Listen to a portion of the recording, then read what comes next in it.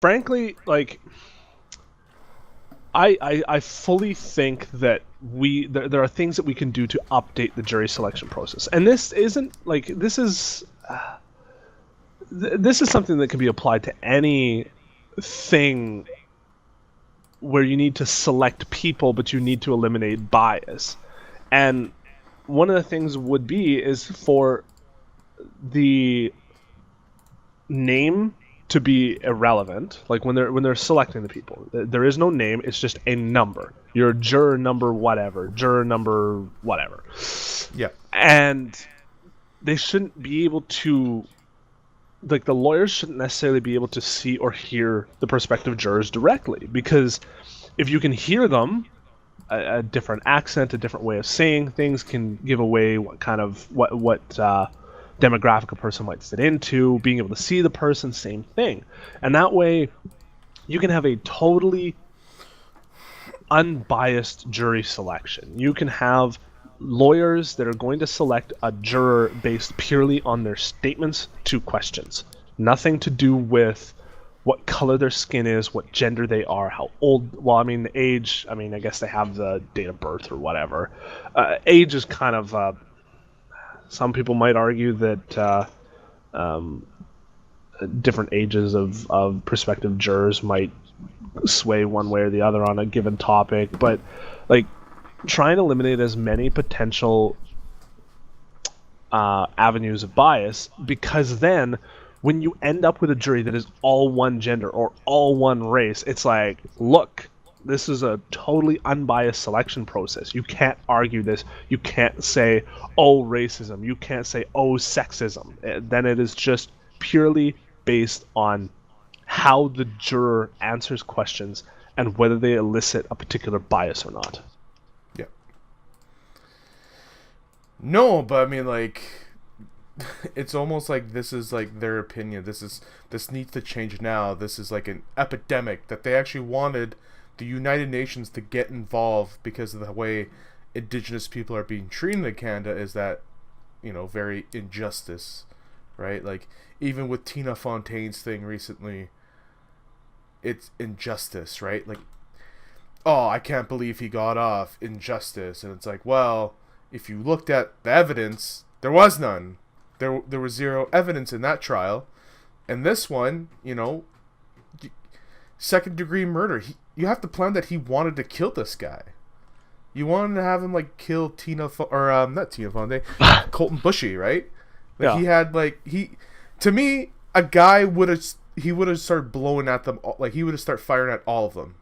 Instead, he shot in the air. Like, who shoots in the air and then goes and executes a guy? Yeah. I mean, to me, it sucks, but the kid wasn't a saint. Well, no. And then after a month gone by, what happens? They start digging into who is Colten Boushie, who is his friends. Well, it turns out they're troublemakers. Well, The kid's banned from using guns. Meatheads and Cross both have extensive criminal records. Yep. Colten Boushie, you go on his Facebook page right now, you can find Indian Posse gang member stuff on there. Really? Yeah. They started posting it before the family locked his Facebook group, but you could see him doing thug stuff with his hands. He's got the Indian Posse fucking message on the background, and like, this is the kid. But I mean, like, the kid wasn't that much of a tool. I mean, he did do try to better himself, but he made like the worst decisions. Like, I'm looking at his Facebook now. I gotta. Okay, so obviously I'm not on social media, so I would unfortunately have to log in to view his photos. Yeah, doing just a Facebook, or sorry, a Google search just doesn't really bring up much. Like, pretty tame photos of the guy. I mean, there's a couple of photos of him clearly trying to look like a thug. Like that whole, like, chin stuck out, head tilted back, kind of looking down your nose with your, like, top. I already found it. It has even his comment, right? Back in the saddle again, throw my middle finger up in the law, ain't gonna rob nobody. tonight, but I do it just because I'm a nut and I can't. I don't know what the word is, but I did get some bored. pills and I Did some want, pills and I want more. Fuck this world. Fuck this town.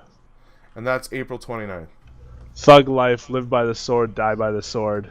Infowars. What? So we can admit that these people weren't saints, right? But the family won't. They won't dwell on it, right? And the thing is, like, I don't have kids. All my cousins are older. I don't know what it's like for somebody to take my kid's life. Like, I'm pretty sure, like, for me, I would be upset that, like, yeah, my kid's dead. But if my kid was a piece of shit, right? Like, who goes around with a fucking rifle with them? Other than going to a gun range. Who goes and drinks and drives and then deciding, maybe I should just go on somebody's property and jump on stuff? Well, yeah. Like, it comes down to what the Stanleys claim and what the friends of Colten Boushie claim. And the thing is like, Gerald Stanley, hard worker, farmed, the whole or if not all of his life, ran a respectable business, is a mechanic, like, he's a contributing member of society, like, and then these kids come along and, like, for example here, Eric Meachance and Cassidy Cross have previously been convicted of a number of criminal offenses, and the judge was even stating, you may use these convictions to help you decide how much or how little of the evidence you will believe or rely on. Some convictions, for example, ones that involve dishonesty, may be more significant as others, as well as an old conviction may be less important than a more recent one. The thing is, these people all had recent convictions on stuff, of thefts and assaults and things like that, and it's like, who are you ultimately going to believe? Are you going to believe Gerald Stanley and his family, no criminal records whatsoever, right? Guy's a local, he could be a mechanic, right? He doesn't do it part or full time, but he does it here and there. Cattle farm, all this, farmer. No convictions, nothing against them, but a group of thugs out for a joyride, fucking half in the tank. They've been drinking, one's passed out. Driving like idiots, because, like, what? They get a flat tire and the muffler's hanging out, and they go to properties trying to steal stuff? And they lied under oath, right? How many times have they been lying under oath during this whole procedure? Well, and they even admitted that, where was it? What's her name? That Belinda Jackson, she even stated that she denied that she lied to police, but admits she did not tell them the whole truth. Well, there you go, right? Yeah, during cross-examination, it became evident that she initially told police that she did not know who shot Mr. Boushie or why he was shot, and that Mr. Boushie was seated in the back seat. It's like, that's not reliable witness. I mean, she was cross-examined about that too, right? Yeah. And challenged. And then all of a sudden, little bits start coming out, right? Yeah, we were drinking beforehand. Yeah, this happened. Yeah, I punched so-and-so in the face. Yeah, this happened. I mean, her getting out and attacking the wife there, I mean, I'll excuse that. Your friend just got shot. Like, you're not going to act rationally. So I will give a pass on that one. Oh, I don't know. Like, so I just quickly found on here. Apparently, there's a website called freedomreport.ca. I've never heard of this before. But there's a picture. It says, "Meet Colten Boushie, drunk driver, thief, career criminal, illegal weapons holder, shot while he and his friends were stealing a pickup truck, a quad runner, attacking a white woman, and attempting to run over a white man. He is being hailed as a hero by white people because he is red. At what point do you realize that white people are under attack worldwide?" That is some, like, super questionable shit at the end there, but I mean, if that first bit is correct, drunk driver, I mean, well, he was drunk. Thief, yeah, career criminal, I don't know enough about his criminal record to state that. Illegal weapons holder, that's not even a charge. But still, like the fact that this showed up when I'm just looking for Colten Boushie Facebook photos, I'm not sure I want to say that that's particularly accurate statements there, but it's just funny to see. We don't learn this till after the fact, right? Because like the mother was very vocal about this, right? She wanted change. She wants change. You know, she voiced that indigenous people to be more. It's unfair to them. They need to be more involved in the justice system. Not to mention any other cultures. It's just focused on the indigenous people. Hold on. Then, I need to correct something here. Apparently, Colten Boushie did not have a criminal record. Okay. Yeah. So, yeah.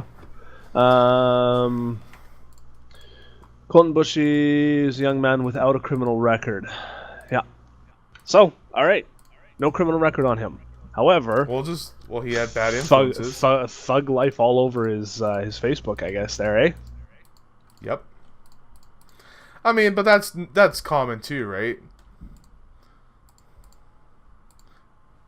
You know, have we heard anything from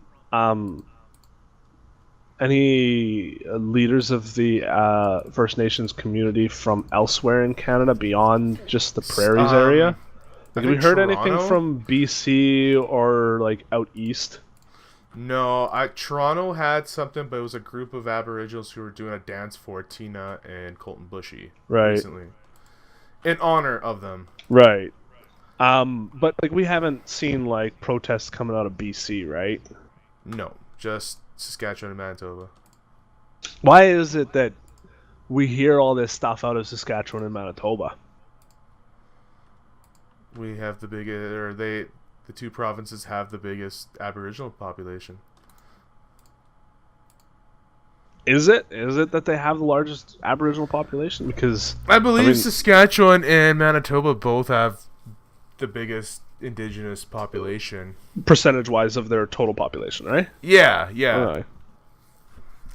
And plus, like, you know, we do have the most vocal ones here, right? You don't see anybody from like Toronto really talk, or Ontario talking, or BC talking. It's always mostly Manitoba or Saskatchewan. Well, fine then, you dick. Cut that out, you prick. That's why I can edit. I didn't know how much you were gonna edit stuff, so. Anyway, you gotta be careful with that shit, man. I'm gonna start saying your full name and where you live. And it's not like I Charlotte can. Robinson, who lives at Lajimodi Boulevard. I watch you forget to cut that out, you piece of shit. And the thing is, I couldn't even say anything because you'll just cut out anything I say about you. Yeah. Oh yeah. Everything will be out. I'll just start posting constantly on the YouTube page. I'll put your face on your character. It'll be like a shitty cutout. Like a dude wearing a cutout picture with the eyeballs cut out. Yeah, I got those freaky pictures from the corn maze. All right. Anyway, we were saying here. So, as far as protests in other provinces, like, is it just that Manitoba and Saskatchewan have a population that is just, as they like to claim, overly represented within the justice system, or is it that they have a population that is far more engaged in criminal behavior than in other provinces? Like, what is the difference? Why is it that we're often hearing about issues amongst these populations in Manitoba, and Saskatchewan, from and Microsoft in Alberta? We don't hear about it in BC. Is it that the BC reserves have more money and therefore fewer problems, or what is it?